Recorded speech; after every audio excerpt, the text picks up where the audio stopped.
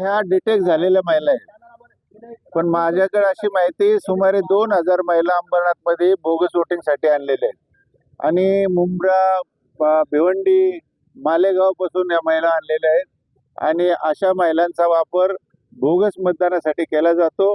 हे तपासामध्ये सुद्धा निष्पन्न होईल आणि ज्यांनी कोणी आणले त्याच्यावर कारवाई नाही केली तर आम्ही मोठं आंदोलन अंबरनाथमध्ये करू. कोण कोण करतोय हा? कोणावर थेट आरोप आहे तुमचा? हा तपासाचा भाग आहे. पोलीस हे निष्पन्न करतील. पोलिसांवर आमचा खूप दांडगा विश्वास आहे. आमची माहिती अशी, आमचं मत असं आहे की पोलीस कधीही चुकीचे काही करत नाहीत आणि चुकीचं कुठल्याही प्रकारे चुकीचं असं कुठल्या माणसाला अडकवण्याचा प्रयत्न करत नाही. त्या तपासामध्ये जे निष्पन्न होईल ते आम्ही मान्य करू. कुठे होते लोक? हे कृष्णा मॅरेज हॉल पश्चिमेला चिंचपाडा आणि गोसगावच्या नाही. आरोप करणं वेगळी गोष्ट आहे. आता माझ्या खिशात समजा ₹1,00,000 आहेत तर मी काय वाटत सुटतो का? आरोप करणं तर हा वेगळा विषय झाला. आरोप कोणी कोणावर करतं, पण ते बिनबुडाचे आरोप करणं ह्यांची खानदानी सवय आहे. त्यांना ती लागलेली सवय काहीतरी बिनबुडाचे आरोप करायचे.